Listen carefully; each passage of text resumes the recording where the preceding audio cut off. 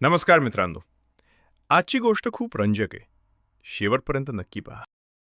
कपड़े धोने वाली बहू। शादी के पहले से ही विभा को कपड़े धोने का बड़ा शौक था। कभी नल के नीचे तो कभी तालाब के पास। अरे मेरी नीली वाली लुंगी नहीं दिख रही है।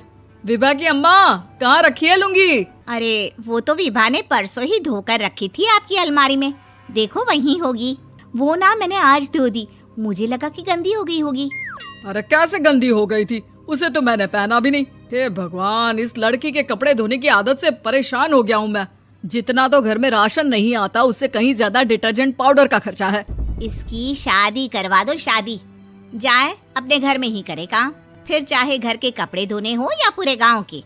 हाँ ठीक बोल रही हो, देखता हूँ मैं कोई लड़का। वो दिन भी आ जाता है जब विभा को देखने लड़के वाले आ जाते हैं। लड़की मुझे अच्छी लगी। होने वाली सास कहती है, बेटी अगर कुछ पूछना है तो पूछ लो। वैसे तो हमारी लड़की बहुत ही शर्मीली है, जो बोल दो वो मान लेती है, इसे क्या पूछना होगा। अरे कैसी बात कर रही हो माँ, मुझे इन लोगों के घर रहना है, सवाल तो कई है। हाँ हाँ बेटा, पूछ लो ना, क्या पूछना है। आप लोगों के घर कपड़े कौन धोता है? सास का मुंह बन जाता है। देखो, अगर तुम ये कहना चाहती हो कि तुम्हें कपड़े धोने नहीं आते तो सुन लो, कपड़े मैं ही धोती हूँ, लेकिन तुम्हारे आ जाने के बाद मैं रुमाल तक नहीं धोऊंगी। अरे चुप रहना भाग्यवान, बहू बेचारी घर आई नहीं, उसे डराना शुरू कर दिया। वो क्या है ना बिटिया, अभी तक तो ये कल्लू की माँ ही धोती थी, लेकिन अब तुम्हारे पापा तो दहेज में वॉशिंग मशीन देंगे ही। तभी विभा की माँ बोल पड़ती है, सवाल भी पूछा तो क्या। वैसे भाई साहब, मशीन की तो फिर भी कपड़े धोने की कैपेसिटी होती है। मतलब जो बिटिया दे रहे हैं ना विभा, इसे कपड़े धोने का बहुत शौक है। ये आप लोगों के क्या, आस पड़ोस गांव मोहल्ले सबके कपड़े धो दे और उफ तक ना करे। बाहर देखा नहीं आपने कितने कपड़े सूख रहे हैं? सब हमारी बिटिया ने ही तो धोए हैं। बस भी करो ना माँ, शर्म आ रही इतनी तारीफ सुनकर। और तो और एक दाग निकाल कर दिखाओ तो मान जाओ। हाँ अच्छा अच्छा, माफ करना बेटा, मैंने गलत समझा।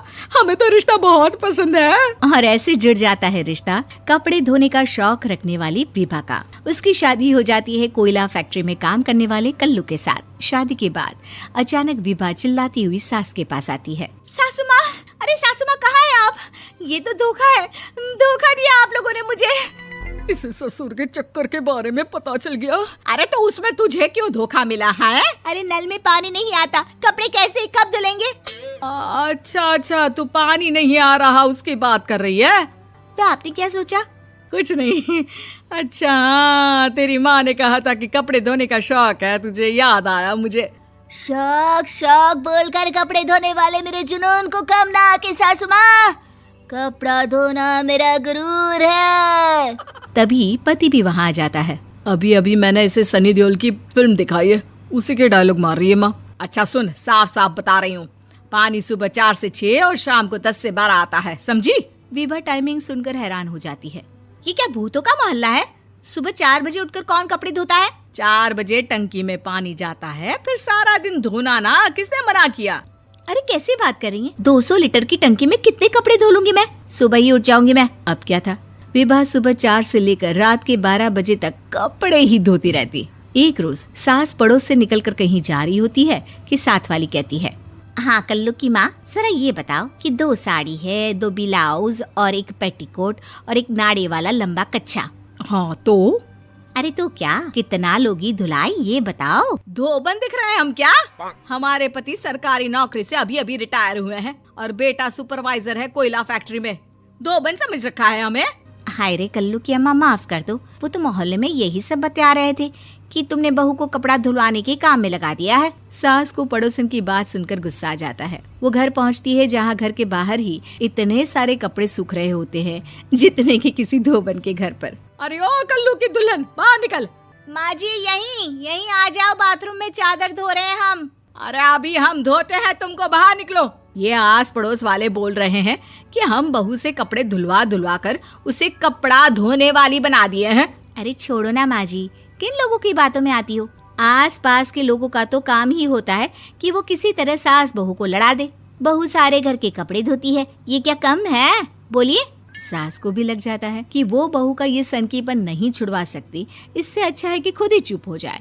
एक रोज सास और बहू मंदिर जाते हैं, जहाँ सास की साड़ी वहाँ खड़ी भीख मांगने वाली से मिलती है। माँ जी क्या बात है, आपकी साड़ी उस भिखारन से कितनी मिल रही है ना? हाँ हाँ देखो तो दोनों की साड़ी मिल रही है। क्या बात है कल्लू की अम्मा, तुम खुद को तो अफसर की बीवी बताती हो और ऐसी सिंपल सी प्लेन साड़ी पहनकर घूमती हो। सिंपल और प्लेन नहीं है ये साड़ी। तो क्या सोने के धागे से फूल बने हैं? कुछ भी सासू माँ, कुछ भी। हाँ बने थे इस साड़ी में सोने के धागे से फूल। मेरे पति लेकर आए थे मद्रास से स्पेशली मेरे लिए 10,000 की। ताहे भाई साहब इस भिखारन के लिए भी सेम टू सेम साड़ी लेकर आए होंगे 10,000 की। सास उस वक्त तो कुछ नहीं कहती, लेकिन बहू के साथ घर आती है और अलमारी से एल्बम निकाल कर लाती है। ये साड़ी देख रही है, ये वही साड़ी है जिसे मैंने अभी पहना था। इस साड़ी में ये जो चमकदार फूल दिख रहे हैं ना, ये सोने के धागों से काढ़े गए हैं। लेकिन तू लोकल वॉशिंग मशीन ब्रश से घिस घिस कर सारे फूलों को निकाल कर साड़ी प्लेन कर दी। मुझे माफ कर दीजिए सासू माँ। और तो और, जब मैंने तुझे तेरी गलती के लिए कुछ नहीं कहा, लेकिन तूने तो सबके सामने मेरा मजाक ही बना दिया। क्यों? बहू को समझ में आ जाता है कि अब से उसका कपडे धोना बंद। ही गोष्ट आवडली असेल तर पेज फॉलो करा आणि अशीच आणखी कथा पाहण्यासाठी आमच्या सोबत राहा.